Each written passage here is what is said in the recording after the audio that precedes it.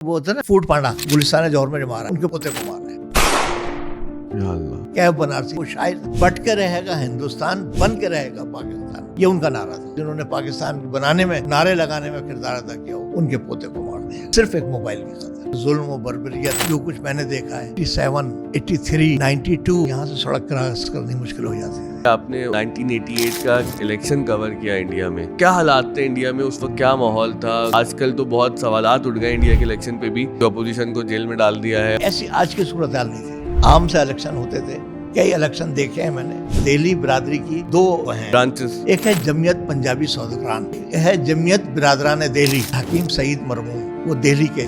Medical کا شعبہ عالمگیر کا بہت بڑا شعبہ ہے جس میں ہم 75 لاکھ روپے روز کی دوائیاں یا میڈیکل فیسلٹی جو ہے لوگوں کو پرووائڈ کرتے ہیں. ہم سڑک پہ نہیں کھلا رہے ہیں. بالکل اسلام میں ہے کہ بھوکے کو کھانا کھلائیے. کون سے بھوکے کو کھلائیے؟ وہ جو آلریڈی کما کے کھا سکتا ہے، یا واقعی جو بھوکا ہوگا اس کو کھلائیں گے؟ یہ تو عالمگیر ہوٹل ہے، وہ بھی آپ لوگ کا ہی ہے. نہیں، اصل میں ہوا یہ ہے کہ عالمگیر نام سے لوگوں نے بڑا فائدہ اٹھایا.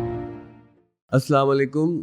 آپ جانتے ہیں کہ اس وقت انڈیا میں الیکشن چل رہے ہیں، اور آج ہمارے ساتھ ایک ایسے گیسٹ موجود ہیں جنہوں نے ہندوستان میں بطور صحافی الیکشن کور کیے، اور بہت دفعہ انڈیا ان کا جانا ہوا جب تک حالات بہتر تھے اور پاکستان اور ہندوستان میں لوگ دونوں ملکوں سے ایک دوسرے کے پاس مہمان بن کے آیا جایا کرتے تھے. اب جو حالات ہیں وہ آپ کے سامنے ہی ہیں. تو ہم کچھ انڈیا کے الیکشن پہ بات کریں گے، کچھ ماضی کی یادیں ان کی آپ کے سامنے رکھیں گے کہ کیا حسین یادیں ہیں ان کی، اور بطور صحافی جو انہوں نے پاکستان میں کام کیا، اخبارات کے ساتھ منسلک رہے. تو جب شام کا اخبار نکلا کرتا تھا اور لوگ سوشل میڈیا کے نوٹیفیکیشن کے بجائے شام کے اخبار کا انتظار بڑی بےتابی سے کیا کرتے تھے کہ اس میں نئی خبریں ہمارے پاس آئیں گی، اور شام کے اخبارات کی جو لکھنے کا طریقہ تھا اور جو ان کی پوری سیٹنگ تھی وہ صبح کے اخبارات سے بڑی مختلف تھی. تو اس پر بھی ہم جانیں گے بات. لیکن سب سے اہم بات جو سب سے پہلے ہم کریں گے وہ ہے عالمگیر ویلفیئر ٹرسٹ کے حوالے سے. ہمارے جو مہمان آج ہمارے ساتھ موجود ہیں ان کا نام محمد شکیل دہلوی ہے، اور یہ 30 سال سے عالمگیر ویلفیئر ٹرسٹ انٹرنیشنل کے ساتھ وابستہ ہیں. السلام علیکم سر. بہت بہت شکریہ آپ کے وقت کا، آپ تشریف لائے. بہت شکریہ نجم صاحب آپ کا.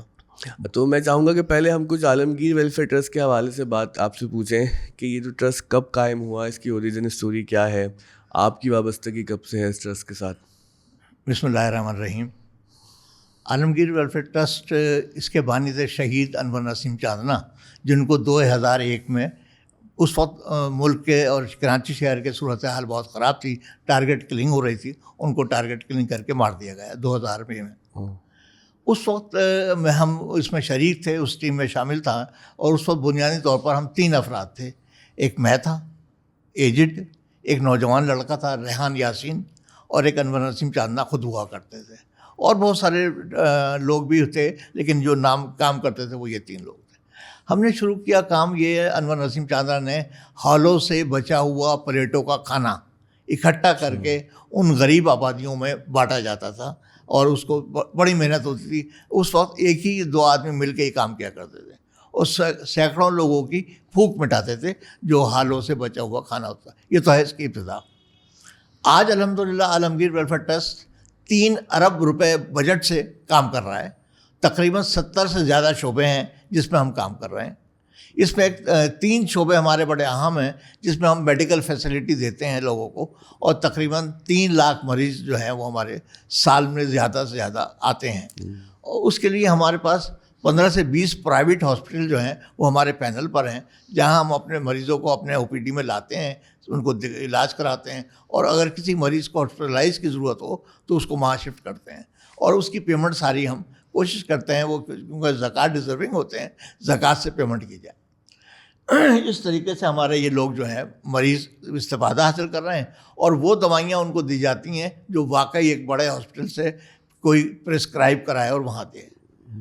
تقریباً ہم 75 لاکھ روپے روزانہ ڈیلی مریضوں پر، ہمارے جو 15 اسپتال ہیں، ہمارے 3 معاچ گوٹ، ہب ریور روڈ پہ بھی ایک سیٹلائٹ ہاسپٹل ہے، ایک یہ بہادر آباد میں ہے. اس کے علاوہ 3-4 لیبارٹریاں ہیں ہماری، وہاں پر پیشنٹ کو دیکھا جاتا ہے.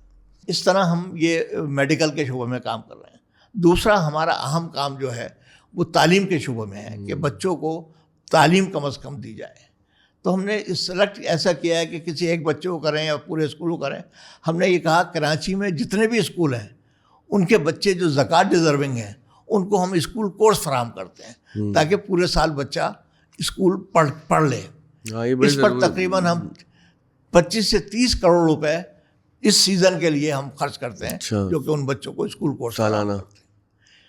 اس کے علاوہ ہم جو بچے اچھا پڑھ رہے ہوتے ہیں کلاس میں فرسٹ سیکنڈ تھرڈ پوزیشن لا رہے ہوتے ہیں یا اور ڈیزرونگ بچے ہوتے ہیں ان کو ہم اسکول فیس بھی فراہم کرتے ہیں, بھلے وہ 5,000 روپے ہو بھلے وہ 1,000 روپے ہو, جو بھی اس کے اسکول کی فیس ہوگی اس کو کرائٹیریا میں جا کے. اسکالرشپ پروگرام ہے, اسکالرشپ پروگرام آپ کا ہے. میں دیکھ رہا تھا جو آپ نے مفتاح الخیر ان کا یہ بڑا اچھا ایک پورا انہوں نے بتایا اور بڑا ادبی طریقے سے لکھا ہوا ہے, بڑی مزیدار ہیڈ لائنس تھی. تو اس میں پڑھ رہا تھا اسکالرشپ پروگرام بھی آپ کا.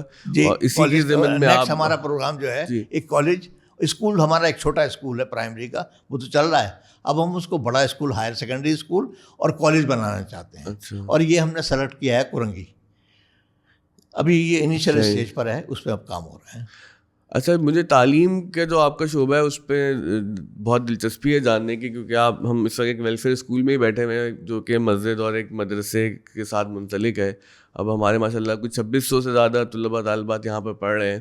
اب مساجد کے حوالے سے یہ بات بہت ہوتی ہے کہ یہاں پر کوئی بہت پروڈکٹیو کام نہیں ہوتا, مطلب عبادت گاہ کے طور پر تو استعمال ہوتی ہے پلیسز, لیکن آپ کو جو عالمگیر ویلفیئر ٹرسٹ ہے وہاں جو مسجد ہے تو ایک بڑا اچھا ماڈل ہے لوگوں کے لیے سیکھنے کے لیے کہ کس طرح سے آپ نے ایک مسجد بنائی ہے, ایک پورے کمیونٹی سینٹر قائم کر دیا وہاں پہ. ایک ہوتا ہے نا آپ کا جس کو آپ کہتے ہیں نا کہ مذہبی معاملات دیکھنے سے آپ کو راہیں ملتی ہیں, اور یہ بہت اچھی بات ہے کہ اگر آپ نے مدارس اور مساجد کو لے کے ساتھ چل رہے ہیں تو آپ اس کے اندر دینی ذہن بھی پیدا کر رہے ہیں, بنا رہے ہیں, اور دنیاوی معاملات بھی چلا رہے ہیں.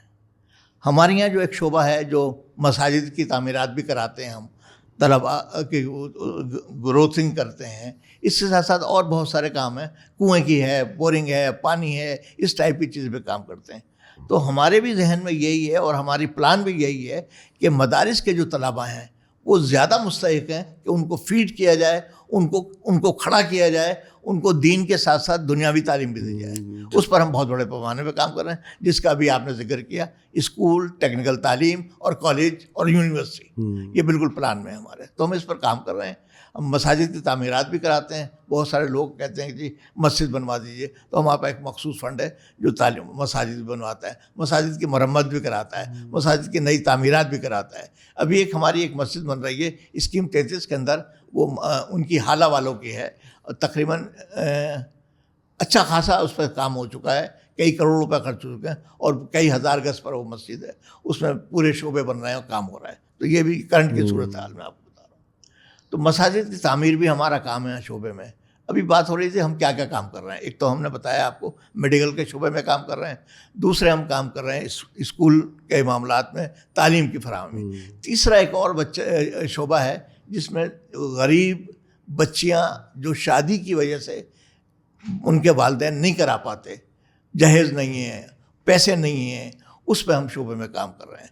تقریباً 2700 سے لے کے 3000 تک ہم سالانہ بچوں کی شادیاں کراتے ہیں. اس میں رشتہ وغیرہ ہم نہیں کرتے, ماں باپ جانے اور ان کا رشتہ جانے. ہم یہ کرتے ہیں ان کو اگر جہیز کی ضرورت ہے تقریباً 1 سے 1.5 لاکھ روپے کا جہیز کا سامان آتا ہے, اس میں رد و بدل ہوتی رہتی ہے. یعنی جو شادی کے اخراجات ہیں آپ وہ مہیا کرتے ہیں؟ اخراجات نہیں, سامان دیتے ہیں. سامان دیتے ہیں, کیش کی ہماری یہاں ڈیلنگ نہیں ہوتی کوئی بھی. کیونکہ یہ جو لفظ جہیز آتا ہے نا تو اس سے ذرا پھر لوگوں کے ذہن میں کچھ سوالات اٹھتے ہیں. میں نے آپ سے کہہ دیا, لیکن ہم اس کو ضروریات زندگی کا سامان کہتے ہیں اس کو.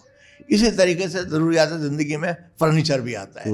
اسی لیے ضروریات زندگی میں جب آپ مہمانوں کو بلاتے ہیں تو کھانا بھی آتا ہے. بالکل. تو ہم اس میں 3 کام کرتے ہیں. اگر کسی ماں باپ کو ضرورت ہے کھانے کی, کسی کو اگر ضرورت ہے فرنیچر کی, کسی کو ضروریات میں جہیز کے سامان کی جو گھر میں استعمال ہوتا ہے وہ ہم پرووائڈ کرتے ہیں. یہ بھی ایک پیکیج تقریباً 1 سے 1.25 لاکھ روپے کا ہوتا ہے. اچھا ماشاء تو اللہ. ہم سامان پرووائڈ کرتے ہیں, کیش کی ڈیلنگ ہمارے یہاں نہیں ہوتی. اچھا میں دیکھا تھا ماشاء اللہ آپ کے پروجیکٹ بہت زیادہ ہیں, جی بالکل. تو اتنے زیادہ پروجیکٹس کو کس طرح سے آپ مینیج کر رہے ہیں؟ کیونکہ دیکھیں ایک چھوٹے پیمانے پر کوئی ویلفیئر ایکٹیویٹی کرنا وہ ایک مسئلہ ہے, لیکن جب وہ ایکٹیویٹیز کا دائرہ بہت زیادہ بڑھ جائے تو اس کو کنٹرول کرنا, مینیج کرنا, اس کے اندر اکاؤنٹیبلٹی رکھنا, تو یہ کس طرح سے آپ مینیج کرتے ہیں؟ بالکل, میں آپ کو اس میں وضاحت کروں گا. دیکھیے ایک تو ہوتے ہیں والنٹیئر. ہمارے یہاں والنٹیئر ٹائپ کی چوائس نہیں ہے, ہم پیڈ کرتے ہیں. ہمارے پاس ٹیکنیکل لوگ, ہائر فائر اور اچھے تعلیم یافتہ لوگ ہیں جن کو ہم ان کو پروٹیکٹ دیتے ہیں, ذمہ داریاں دیتے ہیں کہ وہ یہ کام کریں. اس طرح 3 رو ہیں ہمارے پاس. ایک چھوٹے کام کو کرنے کے لیے ایک الگ ہمارے لوگ موجود ہیں, 2nd اور 3rd اور 4th پہ ہم لوگ موجود ہیں کنٹرول کرنے کے لیے. اس طریقے سے ہمارا یہ سسٹم چل رہا ہے اور ہم اس طریقے سے لوگوں کو بینیفٹ پہنچا رہے ہیں. ایک پراپر مینجمنٹ سسٹم ہے آپ جی, کا. Management system. تو اب جب ڈیفینیٹلی اتنی بڑی چیریٹیز کو ہم دیکھتے ہیں تو اس میں لوگ سوال یہ اٹھاتے ہیں کہ اتنی بڑی مینجمنٹ کو کنٹرول کرنے کے لیے بہت زیادہ ایکسپینسز کی ضرورت پڑ جاتی ہے. تو یہ جو پھر مسئلہ آپ کیسے حل کرتے ہیں کہ ایک ڈونر آتا ہے, وہ چاہتا ہے کہ بھائی میرا پیسہ تو کار خیر میں لگے, لیکن ظاہر ہے کہ میں سمجھتا ہوں اس مسئلے کو کہ ہم بھی ایک welfare school of the school کے نام سے چلا رہے ہیں, تو ہمیں اندازہ ہے کہ ٹیکنیکلٹیز کیا ہیں, مسائل کیا ہیں, لیکن ہمارا پروجیکٹ تو آپ کے پروجیکٹ کے سامنے بہت ہی چھوٹا ہے. ہم تو 2700 طلباء طالبات کو بیک وقت سرو کر رہے ہیں, آپ تو ہزاروں لوگوں کی طرف جو ہے کام کر رہے ہیں. تو اتنے بڑے سلسلے کو مینیج کرنے کے اندر تو پھر وہ کیا میکینزم ہے؟ جیسے میں جاننا چاہ رہا ہوں کہ لرننگ ہماری کیسے ہو کہ کل ہم گرو کریں اپنے پروجیکٹ کو, تو کیا پروسیسز اپنائیں, کیا طریقہ کار اپنائیں کہ جس میں بنیادی نظم صاحب بنیادی بات ہماری یہ ہے کہ فرض کیجیے آپ آئے ہمارے کاؤنٹر پر, آپ نے کہا یہ 100 روپے لیجیے, اور آپ نے کہا کہ یہ زکوٰۃ کے پیسے ہیں اور یہ تعلیم پر خرچ کریں. اب ہم باؤنڈ ہو گئے. اچھا, وہ 100 کا نوٹ جو ہے وہ تعلیم پہ ہی خرچ ہوگا اور زکوٰۃ ڈیزرونگ لوگوں پہ خرچ ہوگا. صحیح. آپ نے کہا یہ 100 روپے ہیں عطیے کے, تو یہ عطیے کی رقم الگ جائے گی اور عطیے کے تعلیم کے معاملات پہ خرچ ہوگی. تو ہمارے یہاں جس مقصد کے لیے فنڈ آتا ہے اسی ڈبے میں جاتا ہے, اسی اکاؤنٹ میں جاتا ہے, اور وہیں سے وہ چیزیں خرچ کی. کسی نے کہا یہ غریب بچوں کی شادی کے لیے فنڈ ہے, تو وہ فنڈ شادی فنڈ میں ہی جائے گا, کسی اور چیز میں نہیں جائے گا. وہ تو آپ نے ہیڈز بنائے ہوئے بہت واضح طور پر. صحیح.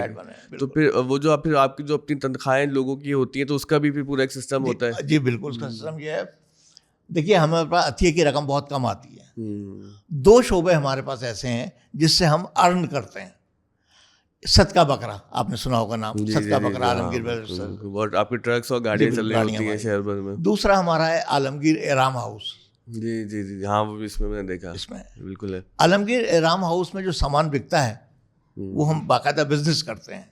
اس میں جو ارن ہوتا ہے یا تو ان حاجیوں پہ خرچ کیا جاتا ہے, یا اس میں سے اس طرف جو وائٹ منی ہوتی ہے, ہم تنخواہیں کہاں سے دیتے ہیں؟ ہاں یہ سوال. تنخواہیں زکوٰۃ سے نہیں دی جا سکتی. تنخواہیں ہم جو صدقہ بکرے کی سروس ہوتی ہے اس میں معقول ہمارے پاس لوگ ہمیں ڈونیٹ بھی کرتے ہیں, اور اس کی وجہ سے ہم لوگوں کو تنخواہیں ہیں, بجلی کے بل ہیں, فیول ہے, اور بہت ساری چیزیں ہیں جو عطیے کی رقم سے خرچ کی جاتی ہیں, اور اسی لیے ہمارے پاس سب فنڈ الگ الگ ہیں. یہ بہت اچھی بات بتائی آپ نے کہ احرام والی دکان سے اب ایک بزنس کر رہے ہیں, اس سے پورا اپنے ماڈل کو سپورٹ کر رہے ہیں, تو جس کو آج کل نا انٹرپرینورشپ کہتے ہیں. اچھا آپ تو خود اب دہلی والی کمیونٹی سے تعلق ہے, تو بزنس تو آپ بہت بہتر سمجھتے ہی ہیں. تو اصل میں بات پھر یہی ہوئی, صدقہ بکرا بھی جو ہے, فرض کیجیے ہم ایک بکرا 5,000 روپے کا لے کے آئے, 6,000 کا بیچا, اور اس پہ تقریباً 200-250 روپے خرچہ آ گیا, 800 روپے بچے ہمیں, وہ 800 روپے وائٹ ہو گئے. اب ہم یہ کئی چیزوں کے اندر خرچ کرتے ہیں, جو فرض کیجیے ہمیں تنخواہیں دینی ہے, ہمیں بجلی کے بل ادا کرنے ہیں, ہمیں فیول دینا ہے, ہمیں اور بہت ساری چیزیں ہیں جو وہ فنڈ ہم یہاں سے جنریٹ کرتے ہیں. اور وقتاً فوقتاً ہم لوگوں سے کہتے بھی رہتے ہیں ہمیں عطیے کی رقم کی ضرورت ہے تاکہ ہم یہ اپنے اوور ہیڈ چلا سکیں. فرض کیجیے اب ہم جو ایک کمپلیکس بنانے چاہ رہے ہیں, ویلفیئر کمپلیکس, اس کے لیے ہمیں عطیہ کی رقم چاہیے جس میں سارے ویلفیئر کے کام یہ ایک جگہ ہو کے بھی چلیں گے. اس طریقے سے ہمارے پاس یہ دو چیزیں خاص طور پر ہیں جس سے ہم. ہاں یہ بڑا اچھا آپ نے واضح کیا کہ بہت پراپر مینجمنٹ سسٹم ہے. اچھا میں نے ایک چیز پڑھی اور میں بڑا امپریس ہوا اس بات سے کہ جو آپ کے ٹیکنیکل ایجوکیشن کا جو ڈپارٹمنٹ ہے, وہاں سے جو بچے پڑھ کے ڈپلوما کر کے نکل رہے ہیں ان کی 40% پلیسمنٹ ہو رہی ہے. تو یہ بڑا ہائر نمبر ہے. تو یہ کیسے آپ مینیج کر رہے ہیں؟ یعنی کہ اگر 100 بچوں نے آپ کے پاس سے اس سال کورس کیا ٹیکنیکل ایجوکیشن کا, تو اس میں 40 تو کم سے کم آن جاب جا رہے ہیں. جی بالکل, تو یہ بڑا امپریسو نمبر ہے. اس میں ہم کر یہ رہے ہیں کہ ہم جہاں ہمارا ٹیکنیکل انسٹیٹیوٹ ہے وہ کورنگی انڈسٹریل ایریا میں واقع ہے. کاٹی سے ہمارا بڑا رابطہ ہے. کاٹی ہمیں بڑی سپورٹ کرتی ہے. ہم یہ کرتے ہیں جو بچہ جو کلاس میں بھی کامیاب ہو کے جاتا ہے اس کی وقتاً فوقتاً لسٹیں بنا کے کاٹی کو اور دیگر جیسے ادارے ہیں ان کو بھیج دیتے ہیں کہ یہ بچہ یہ پاس کیا ہے اس نے, اگر آپ کو کوئی ضرورت ہے اس کو کال کر لیں. تو ہمارے یہاں جاب بھی اس کو مل جاتی ہے. 50% کم از کم جاب میں چلے گئے. اچھا 50% ہو گیا تھا. میں نے 40% نمبر پڑھا تھا. یہ جو کاٹی ہے یہ ایک تنظیم ہے صنعت کاروں کی, تو وہ ان کو ہیلپ کر رہی ہے. Korangi association of trade industry. اور اس کی ایک بات اور بتاؤں, سن 71 سے لے کے سن 78-79 تک اس کا سیکرٹری میں رہا ہوں. اچھا. لیکن دیکھیں یہ بڑا امپورٹنٹ ہوتا ہے کہ اگر آپ نے زندگی میں بہت سارے شعبوں میں کام کیا ہے اور آپ سمجھتے ہیں کہ معاشرے کے اندر بہت سے معاملات کیسے چلتے ہیں, تو اس کے بعد پھر ویلفیئر کا کام کرنا ذرا آسان ہو جاتا ہے بجائے اس کے کہ کوئی بالکل باہر سے آگے نیا شروع کرے. تو میں ایک بتانا چاہ رہا تھا, کیونکہ کاٹی ایک وہ اس وقت ہوں میں سیکنڈ سیکرٹری تھا میں جب کاٹی وجود میں آئی ہے. اچھا. میرے ماموں اللہ بخش حیات تھے اس وقت, وہ سیکرٹری تھے. اس کے بعد سن 71 سے لے کر کے سن 78-79 تک میں سیکرٹری رہا ہوں. اس کے بعد میں اور لوگ آئے گئے, اور جس وقت میں سیکرٹری تھا اس وقت سیکرٹری جو تھا وہ سائیکل پہ چلتا تھا. سائیکل پہ فیکٹریوں جاتا تھا اور وہاں سے ان کی سبسکرپشن وصول کرتا تھا, اور یوں کاٹی کو چلایا ہم نے اس وقت. اور آج کاٹی جو ہے ماشاء اللہ بہت بڑی بلڈنگ پہ ہے اور سینکڑوں اور کروڑوں روپے کا بجٹ ہے ان کا. آپ سے سبسکرپشن کا لفظ سن کے بڑا اچھا لگا اس زمانے کے اعتبار سے, کیونکہ اب تو یہ یوٹیوب چینل سبسکرائب کرنے کے لیے ہم کہتے ہیں کہ ہمارا چینل سبسکرائب کریں, لیکن اس زمانے میں سبسکرپشن چندے کو سبسکرپشن کہتے ہیں. مطلب یہ منتھلی فی یا جو آپ اپنی تنظیم کے لیے مہینے میں کلیکشن کرتے تھے جس طرح سے وہ ہمارے یہاں میگزینز آتے تھے تو اس کی ہم ایک منتھلی سبسکرپشن پہ وہ پے کیا کرتے تھے. اچھا, آپ کا بہت ڈیورس کیریئر ہے کہ آپ نے کاٹھی میں بھی بطور سیکرٹری کام کیا, ویلفیئر کا بھی, تو اس اسنا میں آپ کو صحافت کا شوق پھر کیسے ہو گیا؟ کیونکہ جو لوگ پیسے کما رہے ہوتے ہیں وہ سمجھیے میں کاٹھی کے بعد نکل کے گیا ہوں صحافت میں. ہاں, یہ بڑی حیران کن ہے. کاٹھی کے بعد نکل کے جو لوگ پیسے کما رہے ہوتے ہیں, بزنس سمجھتے ہیں, وہ پھر لکھنے پڑھنے کے کام کی طرف کیوں آتے ہیں؟ اصل میں بس بات اتفاق یہ ہوئی کہ مجھے اچھے لوگ, آپ نے نام سنا ہوگا مختار عاقل اور الیاس شاکر, یہ دونوں میرے استاد ہیں, قومی اخبار کے جو مالک ہیں. یہ دونوں میرے استاد تھے اور انہوں نے مجھے صحافت میں انگلی پکڑ کے چلنا سکھایا. چھوٹا موٹا خط لکھنا, مراسل لکھنا, یہ تو میں کر رہا تھا پہلے سے, لیکن ایکچولی جو مجھے صحافت میں داخل کیا مختار عاقل اور الیاس شاکر, اور اسی وجہ سے مجھے اچھے مواقع ملے.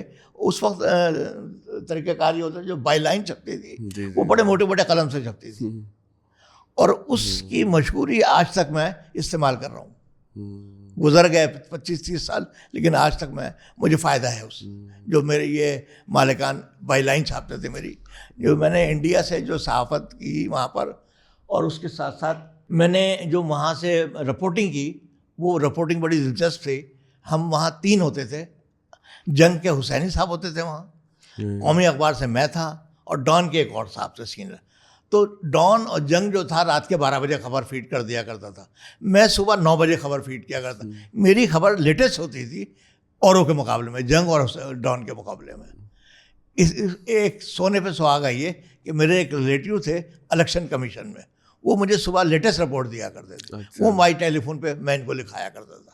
تو یوں میں شام کے اخبار میں چھپتی تھی خبر, قومی اخبار. ہاں, قومی اخبار شام میں چھپتا تھا. قومی اخبار شام کا ہی تھا. اچھا, مجھے یاد تھا میں نے بھی صحافت شروع کی تو بائی لائن, یہ جو ہمارے رپورٹر کا نام چھپتا ہے نا, تو اس کا ایک بڑا مزہ ہے. اب تو بالکل چھوٹا چھوٹا چھپتا ہے. اس زمانے میں موٹے قلم سے, اس کی قلم ہوتی ہے تختی پہ لکھنے والی, اتنا موٹا چھپتا تھا. اب تو ہم نے تو پرنٹنگ پریس کے زمانے میں کام کیا اور وہ چھپتا ہے. تو آپ کو یاد ہے پہلی بائی لائن کون سی چھپی اور کیا احساسات تھے اس وقت آپ کے, یا شروع کی کوئی خبر یاد ہو آپ کو کہ جس نے ہنگامہ کر دیا ہو شہر میں؟ وہ قومی اخبار سے جانے سے پہلے کی خبر ہے میری. جو جس وقت میں اعلان اخبار میں, اس وقت آپ نے سنا ہوگا, اس وقت الائنس موٹرز کا ایک بڑا قصہ چل رہا تھا, جو لوگوں سے پیسے لے کر کے انویسٹ کرتا تھا اور اس پہ ان کو منافع دیتا تھا. الائنس موٹرز, اچھا, آپ کو یاد ہو. اور لوگوں نے بڑا پیسہ اس کے اندر لوگوں نے جمع کرایا, اور وہ بڑی, میں مایوسی سے بات کروں گا, اس میں جو مذہبی لبادہ اوڑھ کر لوگ جو تھے وہ اس میں شامل تھے. انہوں نے اسلام میں کے نام پہ دھوکہ دیا لوگوں کو, اور پیسہ فرض کیجیے 1 کروڑ روپیہ لیا کسی سے, اور 50 لاکھ روپے انہوں نے मुनाफे के नाम पे उनको वापस कर दिए। मार्केट बन गई उनकी, लोगों ने पैसा दिया, बड़े बड़े लोगों ने अपने पेंशन खरी, मकान बेचे, बेवा औरतों ने सोना बेचा और पैसा वहाँ लगा दिया। आखिरकार जब ये एंड होने लगा इसका, तो लोग परेशान हुए कि अब हमें पैसा नहीं मिल रहा, फिर रुक गए वो पैसे। उस वक्त फिर मैंने, सहाफ़त के बहुत सारे अंदाज होते हैं, मैं फ़कीरों की लाइन में भी लगा, मैं खानकाहों पे भी बैठा जा कर के, लिबादा ओढ़ के बैठा, कभी मुझे धक्के दे के बाहर भगा दिया गया, लेकिन कभी मैं लगा रहा अपने फोकस पर, और फिर मैं ये निकाल के लाया उस खबर से कि इस पे धोखा हो रहा है। और मैंने जो उस वक्त ऐलान खबर चलाई, ऐलान में, रोज़नामा ऐलान में, उसकी वजह से शहर में तहलका मच गया।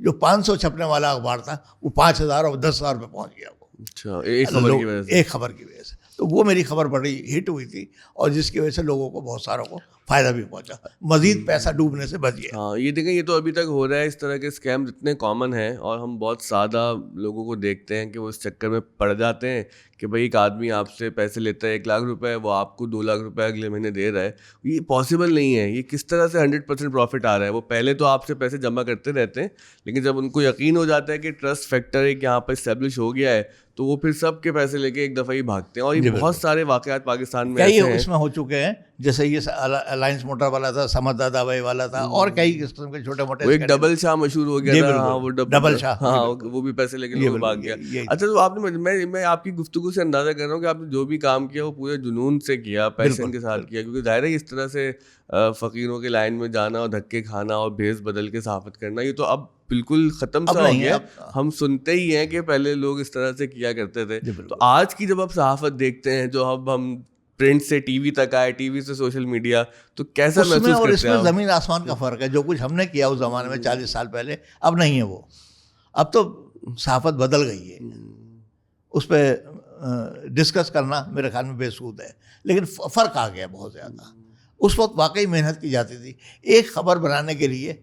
देखिए, एडिटर जो बैठा हुआ होता है ना, आप तो मास्टर हैं इस सिलसिले में, रिपोर्टर लाता है 4 लाइन की बना के, एडिटर और सब एडिटर उसको 3 लाइन के करता है। यानी इतनी उसमें क्वालिटी होती है, जो बात मैं 5 लाइन में कह रहा हूँ वो 2 लाइन में कह रहे हैं, एक हर्फ भी इजाफी नहीं जाने देना। जी बिल्कुल नहीं जाने। तो ये सारी बात। तो फिर सहाफ़त के बाद फिर आप जो है वो फिर मुस्तकिल वेलफेयर, जब वेलफेयर ट्रस्ट का आपने काम शुरू किया और आपने बहुत सारी स्टोरीज लोगों की देखी होंगी, कोई ऐसी आपके जहन में कहानियाँ हैं कि जिसको देखने के बाद आपको लगा हो कि यार ये बहुत अजीब कहानी है जो दुनिया तक पहुँचनी चाहिए? क्योंकि एक सहाफ़ी तो आपके अंदर जिंदा है, ज़ाहिर है। बिल्कुल। असल में मुझे इस इदारे के बानी अनवर नसीम चांदना ने, जब मुझसे मुलाकात हुई उनकी, तो वो मुझे कहने लगे, भाई छोड़ो तुम ये सहाफ़त और तुम इधर आओ, ये वेलफेयर को चलाओ, इसको देखो, इसको प्रोजेक्ट करो। बहुत उन्होंने ज़िद की, और आज तक मेरे दोनों मालिकान को शिकायत थी कि तुम, अनवर नसीम चांदना से, कि तुम मेरा आदमी ले गए। तो उनके कहने पर फिर मुझे भी दिलचस्पी थी वेलफेयर के कामों से, क्योंकि मेरा ख़ानदान भी जो है वो वेलफेयर के कामों की वजह से मशहूर है। अच्छा। मैं इसमें वापस जाऊंगा अपनी पुरानी हिस्ट्री पर। इमाम अब्दुल्ला बुखारी, जामा मस्जिद के शाही इमाम, और उनके वालिद इमाम अब्दुल्ला बेटे थे, और एक और नाम था उनका दादा, वो और थे। मेरे ददियाल जो है वो हकीम अजमल खां की तरफ से मंसूब है। अच्छा। मेरे वालिद जो थे हकीम अजमल खां के दूध शरीक भाई थे। अच्छा, माशाल्लाह। तो उस तरफ से भी हमने दिल्ली की बड़ी यादें वाबस्ता हैं, पुरानी दिल्ली की बहुत सारी बातें। वहाँ आपने सुना होगा कुतुब मीनार, बहुत बड़ी लाट हुआ करती है। इसी तरीके से और बहुत सारी जगहें हैं जो बड़ी मशहूर मारूफ है। मेरा 7 दिन दिल्ली में रहना हुआ है। मैंने 2008 में इंडिया विजिट किया, 7 दिन हम दिल्ली में रहे, और मुझे आज तक ना वो 7 दिन याद है, और दिल चाहता है कि दोबारा जाएं, लेकिन ज़ाहिर अब हालात ऐसे हो गए हैं। तो आप जब इंडिया बहुत फ्रीक्वेंटली ट्रैवल कर रहे थे, तो वहाँ की क्या यादें हैं इंडिया की?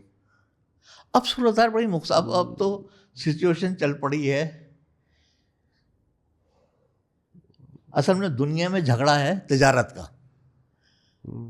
अमेरिका ले लें, चीन ले लें, हिंदुस्तान ले लें, और ममालिक, रूस ले लें, इन सब के दरमियान कोई असला बना रहा है, कोई प्रोडक्ट बना रहा है, कोई कुछ बना रहा है, और हर शख्स चाहता है कि हमारा प्रोडक्ट मार्केट में बिके।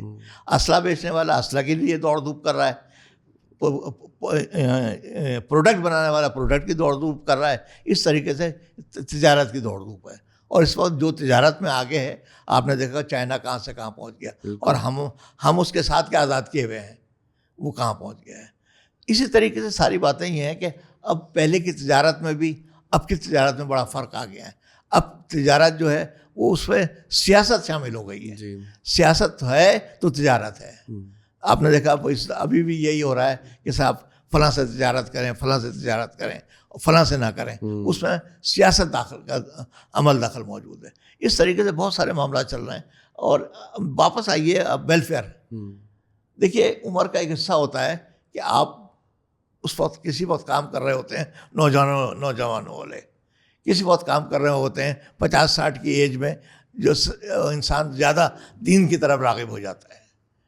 تو میں اس وقت میری عمر تقریباً 50 سال ہو چکی تھی، تو میں اس طرف راغب ہوا کہنا کہ بھائی ادھر آؤ اور دین کے ساتھ فلاحی کام بھی ہو جائے تو کیا مزہ ہے اس کا. تو اس طریقے سے انور نسیم چاندنا نے جو کام کیا، اس شخص نے پلیٹوں سے بچا ہوا کھانا جو ہالوں میں ضائع ہوتا تھا، اس کھانے کو پتیلیوں میں صحیح کر کے اور تھیلیاں بنا کے صبح کو اورنگی اور کورنگی میں تقسیم کرتے تھے. ان جھوپڑیوں میں جو بچیاں، جو لوگ کھا نہیں سکتے تھے، ان کو قورمہ اور بریانی کھلاتے تھے وہ بچا ہوا، لیکن وہ پیٹ کی آگ تھی بجھا رہے تھے. تو ان کا یہ کام جو تھا مجھے اس نے بڑا اٹریکٹ کیا. اس کے ساتھ ساتھ پھر علاج معالجہ اس وقت بڑی مشکل ہے، اور آج تک علاج معالجے کی مشکل ہے کہ ہمارے جو بڑے ہاسپٹل ہیں وہ کام نہیں کر رہے. اگر فنڈ ہے تو کرپشن ہے، وہاں پر کام ہی نہیں ہو رہا ہے. تو اس لیے میڈیکل کا شعبہ عالمگیر کا بہت بڑا شعبہ ہے، جس میں ہم 75 لاکھ روپے روز کی دوائیاں یا میڈیکل فیسلٹی جو ہے لوگوں کو پرووائڈ کرتے ہیں. آپ کو کچھ ایسی اسٹوریز یاد ہیں جو آپ نے جن لوگوں کے ساتھ کام کیا ہو اور عالمگیر ویلفیئر ٹرسٹ ان کی زندگی میں کوئی بڑی تبدیلی لے کے آئے، چاہے وہ تعلیم کے شعبے میں ہو، صحت کے شعبے میں ہو، یا کسی شادی کا واقعہ، کہ جو ہمارے دیکھنے والوں کو معلوم ہو کہ آپ کے جو ویلفیئر ہے اس کا امپیکٹ کس طرح سے کسی زندگی پہ پڑا؟ ایک شادی کا واقعہ آپ کو بیان کرتا ہوں. شادی کا کام میں خود ڈیل کرتا ہوں، اور اس کا طریقہ کار یہ ہے کہ لوگ آتے ہیں میرے پاس، ماں باپ، ہم دونوں کو بلاتے ہیں، ایک درخواست لے کے آتے ہیں کہ میری بیٹی کی شادی ہے اور میری بیٹی کی شادی فلاں تاریخ کو ہے، اس میں میری مدد کی جائے. ایک رکشہ والا آیا، اس کے ساتھ ایک لڑکا تھا 12-14 سال کا. اس نے کہا میری بیٹی کی شادی ہے اور اس میں میری مدد کریں. پتہ نہیں وہ کہاں سے تھک ہار کے آیا تھا کہ اس نے ایک کام بھی نہیں ہو رہا تھا اس کا کہیں اور بھی. تو میں نے کہا اچھا ٹھیک ہے. کہنا جی یہ میرا کھانا بھی کر دیجیے. میں نے اس کے ایک ساتھ 3 کام کر دیے: کھانا، فرنیچر اور ضروریات زندگی کا سامان.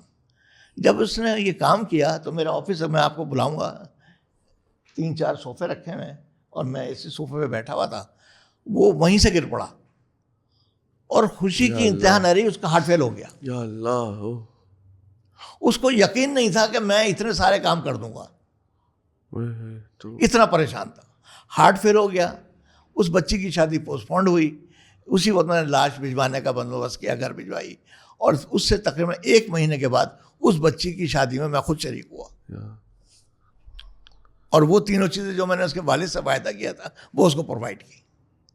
تو یہ خوشی کی انتہا تھی اس ضعیف شخص کی کہ اس نے کہا، یہ پتہ نہیں کہاں سے اس نے مجھے مختصر سا بتایا تھا، میں بہت جگہ گیا ہوں، میرا کام نہیں ہو رہا، آپ میری مدد کیجیے. ہاں، میں تو سوچ رہا ہوں کہ آدمی کتنا بے بس، کتنا مجبور تھا کہ جب یہ خوشی ملی تو وہ اس کو سمجھ نہیں برداشت، خوشی برداشت. اور آپ یقین ہے وزن سڈن وہ زمین وغیرہ میں ہی گرا ہے، اور صوفے پہ آدھا آدھا نیچے تھا. تو سر یہ تو معاشرے کی ناانصافی ہے، یہ تو آپ روزانہ دیکھتے ہیں، تو کیسا محسوس کرتے ہیں اندر سے کہ ایک طرف ظاہر ہے کہ دولت کے انبار لگے ہوئے ہیں، ایک طرف مفلوق الحال لوگوں کی پوری ایک دنیا آباد ہے پاکستان کے اندر، تو یہ تو اتنی ڈسپیرٹی ہے ہماری، بڑھتی جا رہی ہے. تو یہ تو معاشرے میں عدم توازن ہے. یہ کس طرح سے پھر ہم ایک بہتر سوسائٹی کی طرف کوئی سفر شروع کر سکتے ہیں؟ اس میں نجم صاحب بات یہ ہے، اگر آپ اپنے دل میں ایک تہیہ کر لیں کہ مجھے یہ کام کرنا ہے، معاشرہ جو ہے وہ آپ کو صحیح کام کرنے دے. اگر آپ مقابلہ کرنے بیٹھ جائیں کہ اچھا کتنے کام ہو رہے ہیں اور خراب کتنے کام ہو رہے ہیں، تو آپ چھوڑ کے بھاگ جائیں گے. لیکن اگر آپ نے دل و دماغ میں ٹھان لی کہ ہاں واقعی یہ چیز غلط ہے، وہ چیز صحیح ہے، مجھے غریبوں کا کام کرنا چاہیے، مجھے لوگوں کو تعلیم کا کام کرنا چاہیے، مجھے لوگوں کی دوائیوں کا کام کرنا چاہیے، تو آپ کام کریں گے. میں نے بھی یہی سوچ کے یہ سارے کام کیے. اپنا سفر آپ طے کرتے رہیں، اپنا سفر طے کریں آپ. کون کیا کر رہا ہے اس کو چھوڑ دیں. کیونکہ آپ کے بارے میں نے پڑھا کہ آپ نے ایک زمانے میں سیاست میں بھی حصہ لیا کچھ دیر کے لیے, تو معاشرہ بدلنے کی خواہش تو آپ میں بھی پیدا ہوئی تھی. سیاست میں بھی میں نے حصہ لیا, اور اس وقت JUP تھی, دوست محمد فیضی, وہ میرے سیاست کے استاد ہیں. اچھا. اور وہ کاٹی میں بھی وائس پریزیڈنٹ رہے ہیں, نائب چیئرمین, تو ان سے بھی میں نے بہت کچھ سیکھا ہے. تو میرے استاد بہت سارے ہیں جنہوں نے مجھے سکھایا. دوست اللہ بھر, انہوں نے ابھی کووڈ میں ان کا انتقال ہوا ہے, دوست محمد فیضی کا, تو انہوں نے مجھے سیاست میں بہت عرصے بعد ان کا نام سننے کو ملا. پہلے ہم بہت اکثر سنا کرتے تھے دوست محمد فیضی صاحب کا نام. وہ اسٹوڈنٹ لیڈر رہے ہیں. یہ خوش بخش شجاعت, مہتاب اکبر راجدی اور یہ دوست محمد فیضی, یہ کلیگ ہیں آپس میں.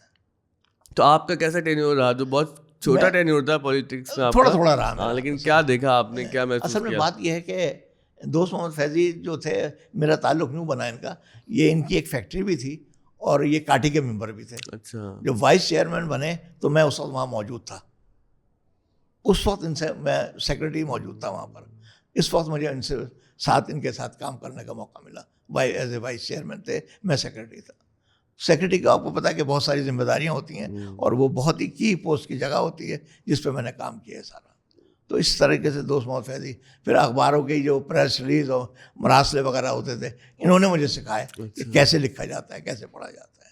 جبھی میں اس کے بعد کاٹی سے نکل کے صحافت میں گیا تھا. اچھا, صحافت کے حوالے سے جو ہم نے ایک بات شروع انٹرو میں کی تھی کہ آپ نے 1988 کا الیکشن کور کیا انڈیا میں, تو وہ کیا حالات تھے انڈیا میں اس وقت, کیا ماحول تھا الیکشن؟ آج کل تو بہت سوالات اٹھ گئے انڈیا کے الیکشن پہ بھی کہ فیئر الیکشن نہیں ہے, پوری اپوزیشن کو جیل میں ڈال دیا ہے, اور وہاں پر کبھی وہ الیکٹرل بانڈ کے نام پر پکڑ دکڑ ہو رہی ہے, گرفتاریاں ہو رہی ہیں, اور گرفتاریوں کے بعد وہی جو ہم نے پاکستان میں بھی دیکھا کہ وہ تنظیم بدل جاتی ہے, وہ گلے میں پٹکا ڈالتے ہیں, تم وہ ایک ڈرائی کلینر سے دھل کے ادھر سے ادھر آ جاؤ.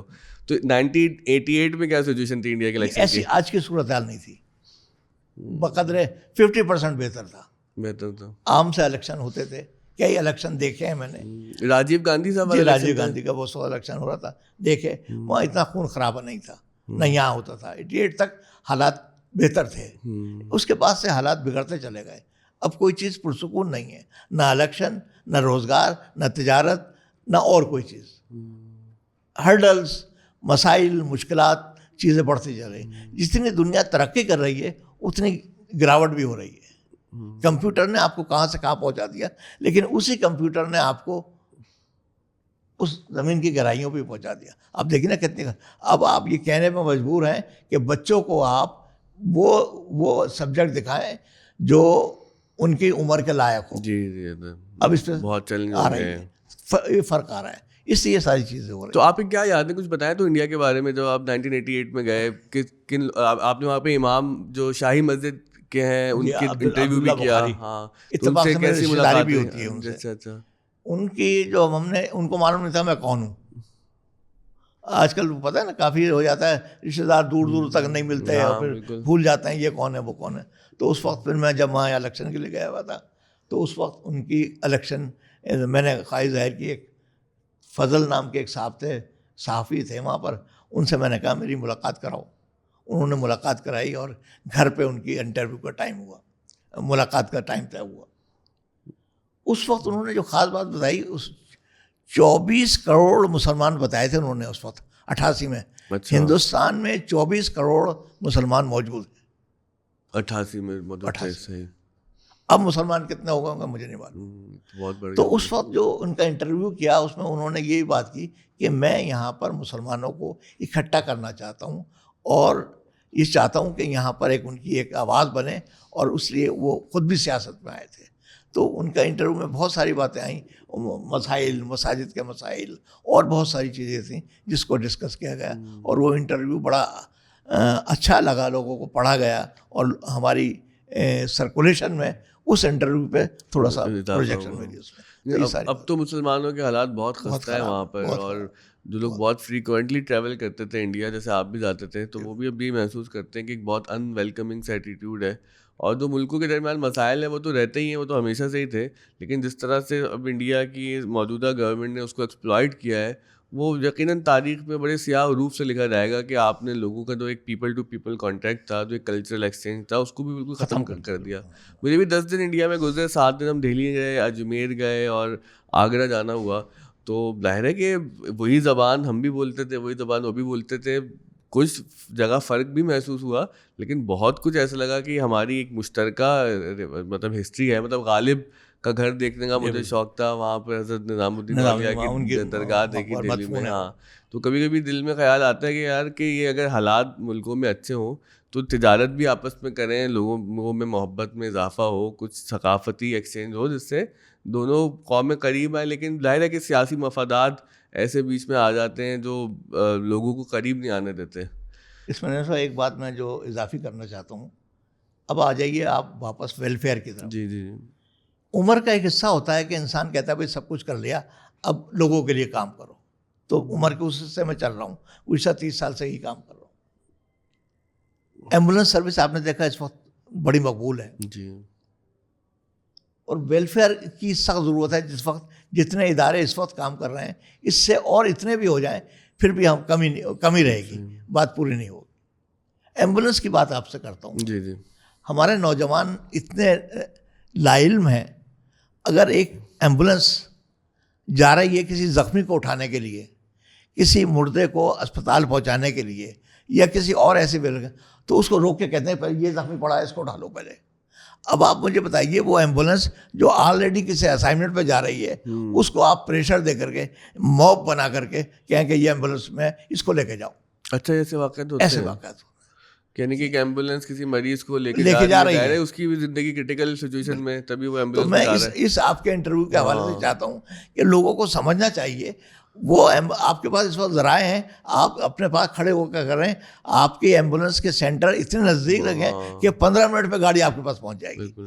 آپ اس چلتی ہوئی گاڑی کو روک رہے ہیں جو آلریڈی خدمت پہ جا رہی ہے, آپ اس سے کہہ رہے ہیں اٹھاؤ, حالانکہ اتنا مجمع کھڑا ہوا ہے, صرف سب کے پاس ٹیلی فون ہے, اس کی مووی بنا رہے ہیں. اگر وہ چاہیں تو ایک کال کر کے 5 منٹ کے اندر ایمبولینس آ جائے گی, اور اس مریض کو, اس زخمی کو فائدہ ہو جائے گا اور وہ اپنی جگہ پہنچ جائے گا. تو کاش ہمارے نوجوان اس بات کو سمجھیں کہ ایمبولینس جو سروس پہ جا رہی ہے اس کو نہ روکیں, آپ نئی ایمبولینس کا انتظام کر لیں. آپ کی جو ایمبولینس ڈرائیور سے بات ہوتی ہے تو ایک دیکھنے میں یہ آتا ہے کہ کچھ لوگ تو ظاہر ہے بہت اچھے ہوتے ہیں اس معاملے میں کہ ایمبولینس کی آواز سنتے ہی راستہ دینا شروع کر دیتے ہیں, لیکن کچھ لوگ میں نے کہا بہت ہی ڈھیٹ ہوتے ہیں, وہ آپ ایمبولینس چل رہی ہے کچھ بھی کریں جگہ نہیں دیتے.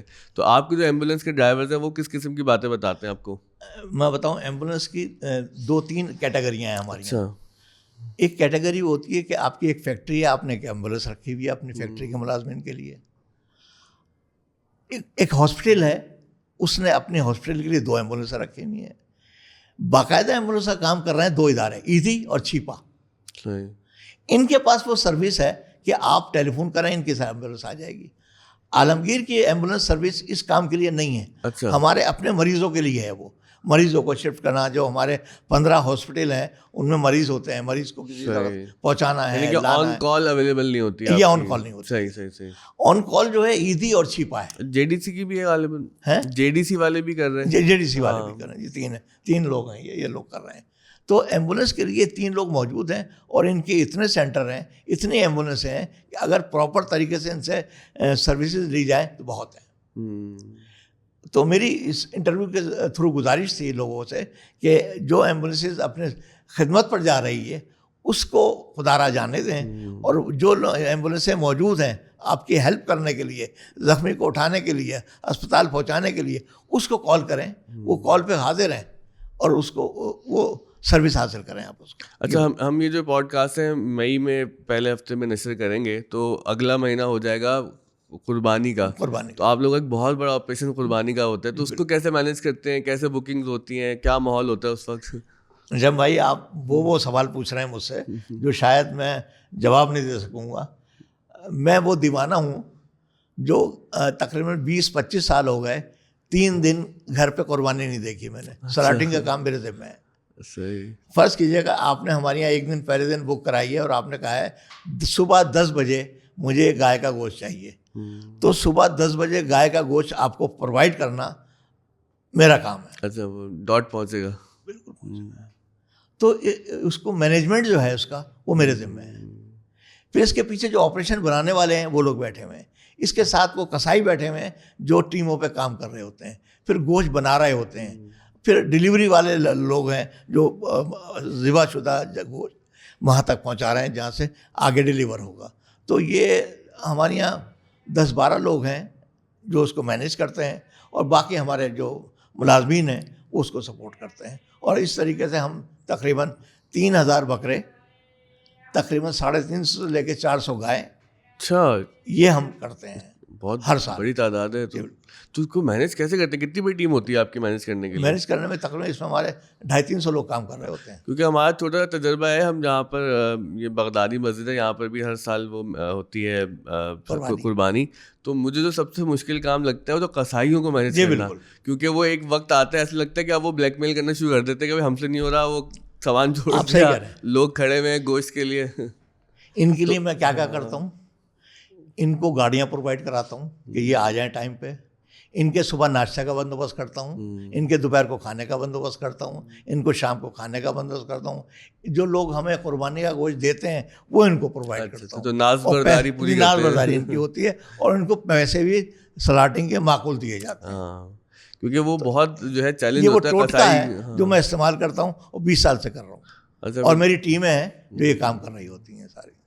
تو اگر کوئی بکنگ کرنا چاہے تو وہ آن لائن بھی ہو جاتی ہے؟ جی آن لائن بھی ہے، ٹیلی فون پہ بھی ہے، اور آ کے بھی ہو سکتی ہے. اور کوئی صدقہ دینا چاہے گوشت وہ بھی کر سکتے ہیں اور لے کے بھی جا سکتے ہیں، اور آپ ڈیلیوری بھی کر دیتے ہیں. اچھا ابھی آپ بتائے تھے پوڈ کاسٹ سے پہلے کہ آپ لوگ وہاں پہ ہنر مندی کے جو پروجیکٹ چلا رہے ہیں اس میں کسائی کا کام بھی سکھاتے ہیں، اور اس طرح کے بہت سارے ایسے پروگرام ہیں جو اسکل سکھاتے ہیں. چھوٹے وہ کیا اسکلز ہیں، وہ کیا پروگرامز ہیں؟ باورچی بنانا، ایک تو نا شیف PC کا شیف بنا دیا، وہ نہیں. جو آج کل اگر اس نے گھوٹا چلانا بھی آ گیا نا تو وہ بھی 1000 روپے روز کمائے گا. اچھا. اگر اس نے آفس بوائے بننا ہے، اس نے چپراسی بننا ہے، اس نے سلاٹر کا کام کرنا ہے، اس نے باورچی بننا ہے، اس نے درزی کا کام سیکھنا ہے، اس نے بجلی کا کام سیکھنا ہے، اس نے کیا کہتے ہیں پلمبر کا کام سیکھنا ہے. یہ چھوٹی چھوٹی چیزیں ہیں جو آدمی سیکھ کے، اگر وہ آج 500 روپے کا آدمی ہے تو 5000 روپے کا آدمی بن سکتا ہے. اور ہم نے وہ چھوٹی چھوٹی چیزوں کو کمپیئر کیا. جب آپ کمپیوٹر کی طرف آتے ہیں نا، کمپیوٹر کے بہت سارے کورسز ہیں. اگر وہ صرف کمپوزنگ سیکھ لے گا جی تو وہ اچھے پیسے کما سکتا ہے، اور زیادہ بڑے کورس کرے گا اور زیادہ پیسے کما سکتا ہے. تو ہم اس طرف جا رہے ہیں کہ لوگوں کو خود پیروں پر کھڑا کیا جائے، یہ بہت ضروری ہے. تاکہ ملک سے جو غربت ہے، آپ کس کس کو راشن بانٹیں گے، آپ کس کس بھوکے کو کھانا کھلائیں گے. اگر ایک بھوکے کو آپ نے کھانا کھلا دیا، بات ختم، صبح کو پھر کھانا ہے اس نے. تو اس کے لیے اس کو اگر ہنر دے دیا جائے نا تو کل آپ کے پاس مانگنے نہیں آئے گا، وہ اور ایک آدمی کو کھلا رہا ہوگا. تو ہماری کوشش یہ ہے ملک میں اور شہر میں ہنر کی فوقیت دی جائے. جب ہنر آگے بڑھیں گے، آپ نے دیکھا کئی اس وقت ہمارے پاس ادارے ہیں، میمن انسٹیٹیوٹ ہے کورنگی میں، عالمگیر انسٹیٹیوٹ ہے، اس کے علاوہ اور بہت سارے انسٹیٹیوٹ ہیں. میں دیکھا آپ لوگ اور اداروں کے ساتھ مل کے بھی کولیبریٹ کر رہے ہیں، میں نے مختلف نام پڑھے. جی جی تو یہ بڑا اچھا کر رہے ہیں کولیبریشن، کیونکہ اس میں نا لوگ تنقید کرتے ہیں، ظاہر تنقید کرنے والے تو ہر جگہ موجود ہوتے ہیں، کچھ میں جائز تنقید بھی ہوتی ہے کہ جو ہمارے چیریٹی کے ادارے ہیں یہ کولیبوریٹ نہیں کرتے، یہ مل کے ایک سینرجی کریٹ نہیں کرتے. تو آپ کو لگتا ہے کہ یہ آرگیومنٹ ویلڈ ہے؟ یہ بالکل ہونا چاہیے اس کا، لیکن مشکل ہے. یہ واحد شعبے ایسے ہیں کہ زیادہ ملتے نہیں، NGOز آپس میں نہیں ملتی، کیونکہ سب کے پروگرام الگ الگ ہیں. لیکن پروگرام میں کوئی ایک آدھ پروگرام تو ہوگا کہ میں نجم صاحب کے ساتھ مل کے کام کر لوں، عیدی کے ساتھ مل کے کام کر لوں، الخدمت کے ساتھ مل کے کام کر لوں. سب چیزوں میں اختلاف ہوگا، ایک آدھ چیز تو ہوگی نا، اس میں مل کے کام کر لیا جائے تاکہ لوگوں کو فیصلہ جاتا ہے. اور اس سے اتنا دیکھنے میں بھی اچھا لگتا ہے کہ کوئی اجارہ داری نہیں ہے، یہ کوئی ایک خدمت کا کام ہے جس میں ظاہر ہے کہ سب لوگ سیلف لیس ہو کر اپنی ذات سے بلند ہو کر یہ کر رہے ہیں.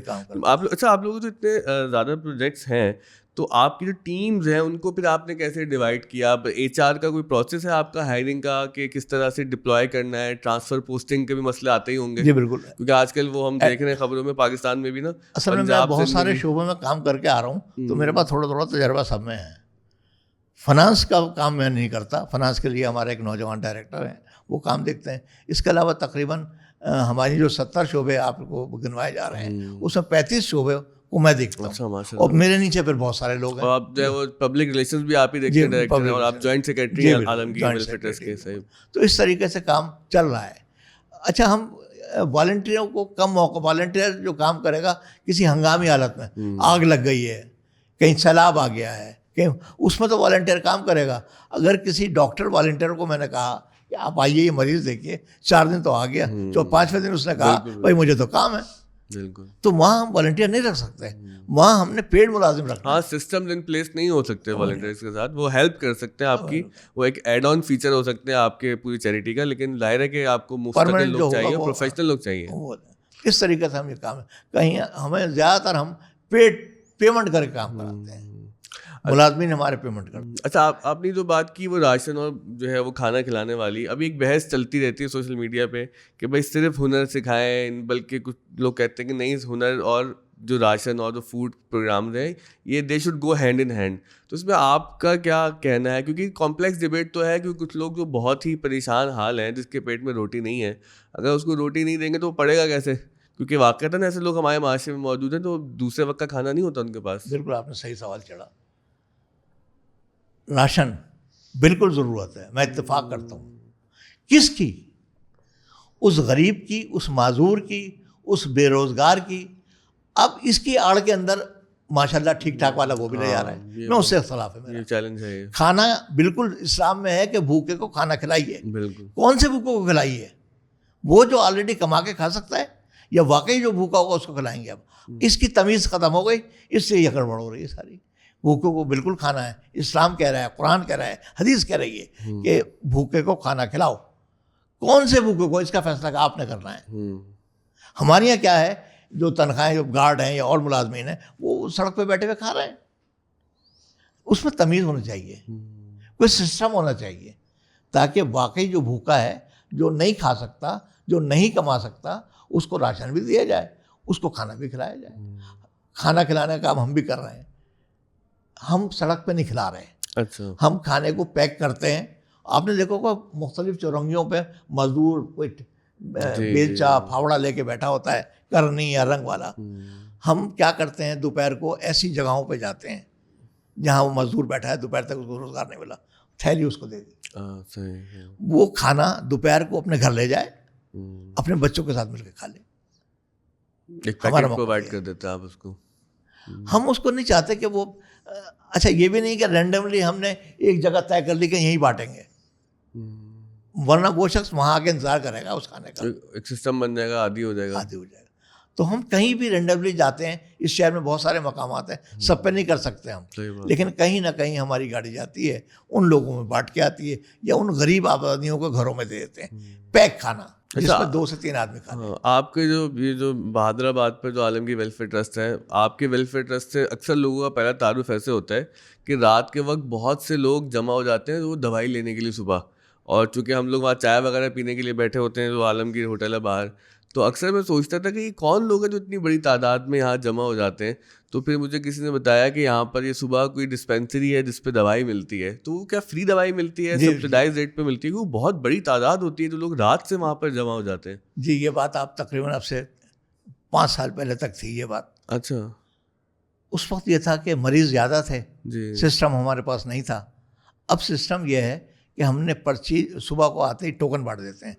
تقریباً ہم 700-800 مریض دیکھ لیتے ہیں. پہلے راؤنڈ میں 300 مریضوں کو پرچیاں بانٹتے ہیں، جس میں خواتین دور دور سے آتی ہیں ان کو. اچھا پہلے یہ ہوتا تھا کہ پرچی رات کے انتظار میں مل جاتی تھی، اب ہم پرچیاں ہی صبح بانٹتے ہیں. اچھا، وہ دیتے نہیں ہیں واپس؟ دیتے ہی نہیں دن میں، رات میں. پہلے لوگ یہ کرتے کہ رات کو جلدی آ گئے تو پرچی مل جاتی تھی. اب ڈسٹریبیوشن یہ صبح کرتے ہیں. اب پہلے کے مقابلے میں ہمارے سروسز بڑھ گئی ہیں. اب وہ صورتحال نہیں ہے لوگ راتوں کو، لیکن ابھی بھی کچھ لوگ ہیں جو اکا دکا آ جاتے ہیں بیٹھ جاؤ. لیکن سر اس میں دیکھیں نظر یہ آتا ہے کہ لوگ کتنا پریشان ہیں اس معاشرے میں. مجھے بتایا نا، خدا نہ خواستہ اللہ نہ کرے ہم پہ آپ پہ وقت آئے کہ ہمارے گھر کی عورتیں بچے ہم کسی دوائی کے لیے، کسی ڈاکٹر کے لیے رات سے کہیں جا کے بیٹھ رہے ہیں. تو یہ بتاتا ہے ہمارے معاشرے کی کہانی کہ لوگوں کی پریشانی کتنی زیادہ ہے اور کتنی زیادہ ایسی چیریٹیز کی ضرورت ہے کہ جو مزید اس شہر میں کام کریں. کیونکہ کراچی تو ریاستی سطح پہ تو یتیم ہے. ایمبولینس بھی NGO چلا رہی ہے, آپ چلا رہے ہیں, AD چلا رہے ہیں, JDC چلا رہے ہیں. تو یہ ایک بہت بڑا گیپ ہے جو مجھے لگتا نہیں ہے کہ کراچی کے اندر فل ہو پائے گا. ظاہر ہے کہ آپ لوگوں کی خدمات بہت زیادہ ہیں, لیکن تو اتنا مطلب ایک شہری کی حیثیت سے, ایک انسان کی حیثیت سے مجھے بڑی تکلیف ہوتی ہے مناظر دیکھ کر کہ اتنا کچھ کرنے کے باوجود بھی جو ہمارے مسائل ہیں وہ وہیں کے وہیں کھڑے نظر آتے ہیں. ایک بڑا مشہور سی کہاوت یا شعر ہے, صبر, قناعت اور برداشت. صبر, قناعت اور برداشت یہ ہیں خوشحالی کے اصول. واہ. یہ 3 چیزیں آپ انسان میں پیدا کر لیں. صبر کرے, جو اللہ نے دیا ہے اس پہ قناعت کرے, اور جو کچھ ہو رہا ہے برداشت کرے, آپ خوشحال رہیں گے. میں نے اپنے زمانے میں جو پبلک ریلیشن کو بھی کام کرتا ہوں, میں نے کچھ دنوں میں کمپین چلائی, بجلی بچائیے, پانی بچائیے, ٹریفک کے اصولوں کے قوانین کی پابندی کیجیے. اصل میں یہ وہ چیزیں ہیں کہ ہر آدمی متاثر تو ہے لیکن اس کی اہمیت کو نہیں سمجھ پا رہا. آپ موٹر سائیکل لے کے چل رہے ہیں, چلتے چلتے کوئی مل گیا, آپ وہیں بیچ میں کھڑے ہو گئے اور جناب اس سے باتیں کر رہے ہیں. گاڑی لے کے وہیں کھڑے ہو گئے. میں نے دیکھتا ہوں لوگ یہاں میڈیکل اسٹور پہ آتے ہیں, اسٹارٹ بائک چھوڑ دیتے ہیں دوائی لینے میں, نہیں, اور گاڑی بھی کھڑے کر رہے ہیں فٹ پاتھ سڑک کے پاس, اور وہ جو پیٹرول جل رہا ہے سمجھ نہیں آتا کہ کیوں اس کو جو ہے 5 منٹ چلنے دیا آپ نے. احساس دلانے والی ہیں. اگر ہم اپنی قوم کو, اپنے لوگوں کو, اپنے عوام کو احساس دلا دیں اور ان میں احساس پیدا ہو جائے, آپ یقین کریں دنیا بدلے. آپ یہ دیکھیے کہ یہاں پر ٹریفک کا قانون کیا حالت ہے, اور آپ سعودی عرب چلے جائیے, امریکہ چلے جائیے, آپ ہی ہوں گے نا وہاں ساری پابندی کر رہے ہیں. آپ ہمارے یہاں نہیں کر رہے ہیں. ہمارا قانون کمزور ہے, ہمارے یہاں امپلیمنٹیشن جو ہے وہ کمزور ہے. ہاں, انصاف کا نظام بہت کمزور ہے ہمارا, نافذ نہیں ہو پاتا. نہیں ہوتا, قانون ہے آپ کے پاس لیکن انصاف نہیں مل پاتا. اچھا دوست, آخری سوال. ایک تو یہ کنفیوژن ہے, اور آن اے لائٹر نوٹ میں پوچھ رہا ہوں کہ کچھ لوگ کنفیوز کرتے ہیں تو عالمگیر ہوٹل ہے وہ بھی آپ لوگ کا ہی ہے؟ نہیں, اصل میں ہوا یہ ہے کہ عالمگیر نام سے لوگوں نے بڑا فائدہ اٹھایا. سب سے مشہور چیز ہے ہماری عالمگیر مسجد. جی جی بالکل. اور پھر عالمگیر روڈ. بالکل. تو ایک چائے والا آیا, اس نے کہا عالمگیر ہوٹل. ہاں. ایک کھانے والا آیا, روٹی والا آیا, اس نے کہا عالمگیر شیرمال. جی. ایک برگر والا آیا, اس نے کہا عالمگیر برگر. تو اس عالمگیر برگر سے نام سے عالمگیر سے فائدہ اٹھایا, اس سے عالمگیر کا کوئی تعلق نہیں ہے. ہاں, وہ صرف احرام کی دکان آپ کی. کیونکہ اس سے نا لوگوں نے پوچھا کہ جب میں نے بتایا کہ دوستوں کو کہ وہ عالمگیر ویلفیئر ٹرسٹ کے حوالے سے ایک پوڈ کاسٹ ہوگا, تو یہ ضرور پوچھنا کہ یہ جو چائے ہے یہ بھی آپ لوگ دے رہے. اچھا, آخری سوال آپ کی دہلی کمیونٹی کے حوالے سے, کہ پاکستان میں میمن کمیونٹی اور جو ہمارے چنیوٹی حضرات ہیں اور دہلی کمیونٹی, یہ 3 کمیونٹیز ہیں جو بزنس کے لیے بہت مشہور ہیں. تو آپ کی کیا تاریخ ہے اور کیا وجوہات ہیں کہ جتنا ایکسیلنس آپ لوگوں نے بزنس میں حاصل کیا؟ میں دہلی برادری کی 2 وہ ہیں برانچز. ایک ہے جمعیت پنجابی سوداگران.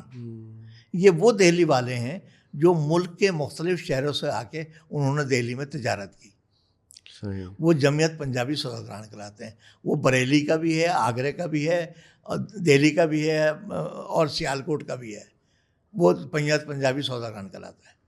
ایک ہے جمعیت برادران دہلی. اچھا. جو صرف دہلی کے وہ پرانے لوگ, جس کا میرا بھی تعلق ہے. اچھا, میرا تعلق جمعیت برادران دہلی سے ہے. اور حکیم سعید مرموم, وہ دہلی کے خاص طور پہ گئے. کیا بات. ڈاکٹر FU بقائی, وہ دہلی کے تھے. اچھا, ماشاء اللہ. اور ایسے بہت ساری شخصیات ہیں. وہ کراچی واٹر بورڈ کے تھے, نام میرے ذہن میں نہیں آیا, وہ بھی دہلی کے تھے. ZA نظامی KDA کے, وہ دہلی کے تھے. تو یہ سارے پرانے لوگ, یہ دہلی جو دہلی کے مقامی لوگ ہیں. امام عبداللہ بخاری, حکیم اجمل خان, میرے والد حکیم محمد جان خان, ان سب کا تعلق دہلی سے تھا. یعنی مقامی دہلی کے رہنے والے لوگ. دو ہو گئے دہلی والے اب. اچھا. اس کے علاوہ جمعیت برادران دہلی, جمعیت پنجابی سوداگران دہلی, یہ دونوں الگ الگ ہیں, لیکن ان میں روایات بہت ساری مشترکہ ہیں. فرض کیجئے اگر کسی کا انتقال ہو جاتا ہے تو اس کی تعزیت کے لیے جانا یا اس کے جنازے میں شرکت کرنا ضروری ہوتا ہے. یہ ایک روایت ہے, ہونی تو سب میں چاہیے. اسی طریقے سے اور ایک سارے کام ہیں. کسی کی شادی بیاہ کی تقریبات ہوتی ہیں, اس میں لوگ ضرور جاتے ہیں. ورنہ عموماً یہ بھی ہوتا ہے یار کون جائے گا, اتنی دور کون جائے گا. لیکن ہم میں یہ ہے کہ اس شادی میں, خصوصاً بیٹیوں کی شادیوں میں ضرور شرکت کرتے ہیں ہم لوگ. اسی طریقے سے اور بہت چھوٹے چھوٹے کام ہیں جو اجتماعی طور سے مل کے کام کرانا. بس یہ 10 آدمی مل گئے, 10 آدمی مل کے کسی نے ایک بچے کی شادی کرا دی. یہ ادارے تو موجود ہیں, لیکن یہ بھی ہوتا ہے اس میں انڈیویژل لوگ مل کے کوئی کام کرا رہے ہوتے ہیں ویلفیئر کا. تو یہ دہلی کے اندر 2 چیزیں ہیں. باقی میمن کمیونٹی میں بھی ہے اور دوسری کمیونٹی ہے, بہت سارے لوگ ہیں. پرتاپ گڑھ کے لوگ یہاں موجود ہیں, وہ بھی اپنے طور پر. اگر یہ برادری سسٹم جو ہے وہ بڑا اچھا بھی ہے, اس میں لوگ مستفید ہوتے ہیں, ان کو فائدہ پہنچ جاتا ہے. کمیونٹی بلڈنگ ہوتی ہے. تو بزنس آپ لوگوں کا ایک پہچان بن گیا, اس کی کیا وجہ رہی کہ تجارت پیشہ لوگ زیادہ رہے؟ تجارت تو 195 پنجابی سوداگران میں تجارت کو فروغ ہے, وہ اسی وجہ سے مشہور ہیں. اچھا اچھا اچھا. اور جو جمعیت برانہ دہلی ہے وہ تجارت اور دوسرے ویلفیئر کے کاموں میں وہ اس وجہ سے مشہور. اچھا اچھا. میرے بھی ایک دوست ہے, ان کا شاہد ہے, اور وہ زاہد سعید صاحب کے بھتیجے ہیں. اب مجھے نہیں پتا کہ وہ کون سے والے برانچ سے, ہاں, لیکن وہ ہیں وہ دہلی والے ہی, اور وہ رباط سینٹر بھی وہ چلا رہے ہیں, اور کافی سارے ان کے اور کام بھی جو چل رہے ہیں ویلفیئر کے. تو بہت بہت شکریہ سر, آپ نے بہت جو ہے انلائٹن کیا, اور بہت سی چیزیں ہم نے آپ سے سیکھیں. تو اگر اینی کنکلوڈنگ تھاٹس, اگر آپ ہمیں کوئی مشورہ دیں, کیونکہ ہمارا جو سلسلہ ہے یہ بھی ایک مسجد اور ایک مدرسے کے ساتھ آف دا اسکول کے نام سے ہم ایک پروجیکٹ کر رہے ہیں, ہنر بھی سکھا رہے ہیں, جس طرح سے آپ نے فرمایا 20 سے زائد کورسز ہیں, مدرسے کے بچوں کے ساتھ بھی ہماری ایجوکیشن کا سلسلہ چل رہا ہے. تو کوئی اگر آپ ہمیں مشورہ دیں کہ ہم اپنے کام کو کس طرح سے بہتر کریں اور لوگوں کی فلاح میں مزید کس طرح سے ہم جو ہے حصہ لے سکتے ہیں. میں 2-3 چیزوں میں آپ سے گزارش کروں گا, اس کو ضرور ہائی لائٹ کریں. ایک تو جیسے میں نے آپ سے ایمبولینس کا ذکر کیا, اس کو تھوڑا سا بتائیں. تیسری بات, جو آپ مدارس اور عام لوگوں کا کام کر رہے ہیں, ویری گڈ, زبردست ہے, اس میں اضافہ کیا جائے. ان دین کی تعلیم حاصل کرنے والے بچوں کا حق ہے کہ وہ معاشرے میں اچھی زندگی گزاریں. بالکل, ان کے پاس بھی معاشی جو ہے وہ ایسے اہتمام, ایسے ایونیوز ہونا چاہیے نا, کہ جو اس میں کما سکے اور ایک اچھی روزی کما سکے. تو یہ 2 کام ضرور ہونے چاہیے. اور ہر انسان کو اپنی زندگی میں کچھ وقت راہ خدا, ہاں بہت اچھی بات, عوام کے لیے, اس کی مخلوق کے لیے یا اللہ کے لیے, اس میں ضرور وقت دیں. بالکل, یہ 3 باتیں بہت ضروری ہیں. بہت اہم بات ہے کہ اللہ تعالیٰ کے لیے وقت نکالیں. اور دیکھیں قرآن میں جو اللہ نے فرمایا کہ تم اللہ تعالیٰ کو قرضہ دو, جی بالکل, اور وہ اللہ تعالیٰ جو ہے پھر کتنا بڑھا کے تمہیں, یعنی اللہ کہہ رہا ہے قرض دے دو, قرضہ دو. قرض وہی ہوتا ہے واپس دینا. ہاں, تو وہ کتنی بڑی بات, بہت بڑی بات ہے کہ وہ جو قرض ہے وہ تم کو بہت بڑھا کے اللہ کی جانب سے ملے گا, لیکن ایک قدم تو بڑھاؤ اللہ کی طرف. دوسری بات جو ہے نا, زکوٰۃ. آپ اگر زکوٰۃ ادا کرتے ہیں تو اپنے مال و دولت کو پاک صاف کرتے ہیں, دھو رہے ہوتے ہیں. بے شک. اور اس کے اندر جو برکت یا ترقی ہوتی ہے اس کو نکل سکتے. خیر و برکت ایک لفظ ہے, خیر اور برکت. آپ نے کبھی دیکھی کہ خیر کہاں ہے, برکت کہاں ہے؟ کسی ٹیبل پہ رکھی ہوئی ہے؟ خیر و برکت رکھی ہوئی تو نہیں, جیسے موبائل رکھا ہوا آپ کا, خیر ہے رکھی ہوئی؟ نہیں رکھی ہوئی. ایک وہ چیز ہے یہ جو واقعی خیر اور برکت یہ ہے کہ آپ 2 آدمیوں کو کھانا پکائیں اور 4 آدمی کھا لیں, وہ یہ برکت ہے, اس کو برکت کہتے ہیں. تو خیر و برکت کے لیے آپ ضرور کام کریں تاکہ لوگ مستفید ہوں. اور اس وقت جس طریقے سے معاشرے میں غربت پھیلی ہوئی ہے, ان کو حکومتیں نہیں کر سکتی. اگر یہ NGOز نہ ہوں, آپ جیسے فلاحی ادارے نہ ہوں, مسجد کو بھی دیکھ رہے ہیں, مدرسے کو بھی دیکھ رہے ہیں, ان کو بھی دیکھ رہے ہیں, اگر یہ نہ ہو تو واقعی بڑی بری بات ہے. اگر چھیپی اور عیدی دونوں کے دونوں یہ ایمبولینس سروس نہ چلائیں تو کراچی کا کیا حال ہے. صحیح بات ہے, انیمیجنیبل سچویشن ہو, کیونکہ کراچی کے پاس کوئی سرکاری ایمبولینس نہیں ہے, کوئی پوچھنے والا نہیں ہے شہر کو. اچھا, جاتے جاتے کراچی کا جو ایک مسئلہ بہت ریسنٹ رہا کہ ٹارگٹ کلنگ سے, دیکھا آپ نے رمضان میں کتنے لوگ شہید ہوئے, اور جس کے گھر سے ایک جنازہ اٹھتا ہے اس کی تو زندگی وہیں ختم ہو جاتی ہے, لیکن کوئی پوچھنے والا نہیں ہے شہر کا. دن رات جب جس کا دل چاہتا ہے وہ ڈکیتی کرتا ہے, چوری کرتا ہے, رازنی کرتا ہے, اور جو لوگ بیچارے اب تو وہ موبائل دے بھی رہے ہوتے ہیں ان کو بھی گولی مار کے چلے جاتے ہیں. تو یہ تو ایک پوری قیامت کی سچویشن ہے شہر کی. اس میں ہمارے جو شہر چلانے والے ان میں ذرا احساس ذمہ داری نہیں ہے. ان کو ڈر نہیں لگتا کہ مر کے اللہ کو کیا منہ دکھائیں گے؟ یہ اورینٹ ایڈورٹائزنگ کا نام سنا ہوگا آپ نے, ہاشمی صاحب اس کے سربراہ تھے. ان کے پاس ایک کاپی رائٹر ہوتے تھے کیف بنارسی, بنارس کے رہنے والے تھے, اور بڑے معروف اور بڑے سنجیدہ سیاستداں بھی تھے, ویلفیئر کا کام بھی کرتے تھے. ہاشمی صاحب کا کام ہوتا, ان کے پوتے کو ابھی جو وہ ہوتا ہے نا فوڈ پانڈا گلستان جوہر میں جو مارا ہے, ان کے پوتے کو مارا ہے. کیف بنارسی جو کورنگی کے اندر جشن کورنگی منایا کرتے تھے, جو پرانے لوگوں کو اکٹھا کیا کرتے تھے. کیف بنارسی وہ شاعر تھے, بڑے مشہور شاعر گزرے ہیں وہ. تو کیف بنارسی, میں نے سنا انہوں نے یہ لکھا تھا کہ ہم لے کے رہیں گے جی پاکستان. بالکل, میں وہیں آ رہا ہوں. بٹ کے رہے گا ہندوستان, بن کے رہے گا پاکستان, یہ ان کا نعرہ تھا. میری بڑی سی, میں بھی کورنگی کا رہائشی ہوں اور وہ بھی کورنگی میں رہتے تھے. میری بڑی اچھی تھی السلام کو ملاقات رہی. تو ان جیسے لوگ جنہوں نے پاکستان بنانے میں, نعرے لگانے میں کردار ادا کیا ہو, ان کے پوتے کو مار دیا گیا صرف ایک موبائل کی خاطر. بڑا ظلم ہے, بہت بڑا ظلم ہے سر, بہت بڑا ظلم ہے. اور بس میں تو ان سے ایسے یہ اپیل ہی کر سکتا ہوں کہ جو حکومتی جو ادارے ہیں, جو ان کے یعنی جو لا اینڈ آرڈر کے ذمہ دار ہیں, وہ اس طرف توجہ دیں. میں نے ان کے والد صاحب کو میڈیا پہ بات کرتے ہوئے دیکھا, جن کو شہید کیا جس لڑکے کو, تو جس وضاقتہ کے ساتھ وہ شیروانی میں اور وہ جنا کیپ میں, یہ ان کا بیٹا بالکل دیکھ کے نا میں اندر سے شٹر ہو گیا کہ جن لوگوں نے ملک بنایا ان کے بچوں کے ساتھ یہاں پہ سڑکوں پہ کیا ہو رہا ہے, اور کوئی پوچھنے والا نہیں ہے. سب ذمہ داران حکومت کے, وہ جسے کہتے ہیں کے اندر یہاں پاس دا بکٹ کھیلتے رہتے ہیں کہ تمہاری ذمہ داری ہے, وہ کہتے ہیں نہیں میری ذمہ داری نہیں, تمہاری ذمہ داری ہے. اور مخلوق خدا, خلق خدا شہروں میں اس طرح سے برباد ہو رہی ہے. نظام صاحب میں بتاؤں آپ کو, اگر آپ مجھے پوری رات بٹائیں گے نا تو ہمارے قصے کہانیاں ختم نہیں ہوں گے. ہمارے ظلم و بربریت جو کچھ میں نے دیکھا ہے, آپ اس کو سن کے, میں نے 87, 83, 92 آپ کو یہاں سے سڑک کراس کرنی مشکل ہو جاتی تھی کہ آپ سڑک کیسے کراس کرائیں. بڑی بدحالی تھی. اب کہیں خوشحالی ہے تو اس سے زیادہ بڑی دوسری چیزیں خرابی پیدا ہو گئی ہیں. چوریاں, ڈکیتیاں, ایزی ارننگ. ہر شخص چاہ رہا ہے بغیر محنت کیے میں کچھ حاصل کر لوں. یہ ہے بس دعا کیجیے سر اللہ تعالیٰ اس رحم فرمائے اس ملک پر اور یہاں کے رہنے والوں پر. اور یہ جو ہم حالات معاشی ابتری کے دیکھ رہے ہیں, لا اینڈ آرڈر کی خراب سچویشن دیکھ رہے ہیں, اللہ کرے کہ ہمارے بچے ایک بہتر پاکستان میں جئیں, ایک بہتر پاکستان میں ان کا وقت گزرے, اور تاکہ جس ملک سے محبت بڑھے, اس ملک سے تعلق میں ایک جذباتی اضافہ ہو. اور میں یہ دیکھ رہا ہوں کہ اب نوجوانوں میں ملک کی, وطن کی اس طرح کی محبت اب نظر نہیں آ رہی جس طرح کی کم سے کم میں نے بھی اپنے بچپن میں دیکھی ہے. اور آپ تو ظاہر ہے کہ بڑا اچھا وقت اس ملک میں دیکھا ہی ہے. تو بہت شکریہ سر آپ کی تشریف آوری کا. آپ نے, آپ کا بہت بہت شکریہ کہ آپ نے مجھے کچھ دل سے نکالنے کا موقع دیا, بات کرنے کا موقع دیا.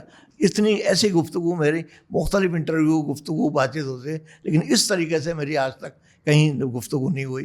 بہت شکریہ آپ کا. نوازش ان شاء اللہ. ہم چاہیں گے کہ پھر آپ کے جو کار خیر ہے اس میں بھی ہم کوئی حصہ لیں آپ کے ساتھ.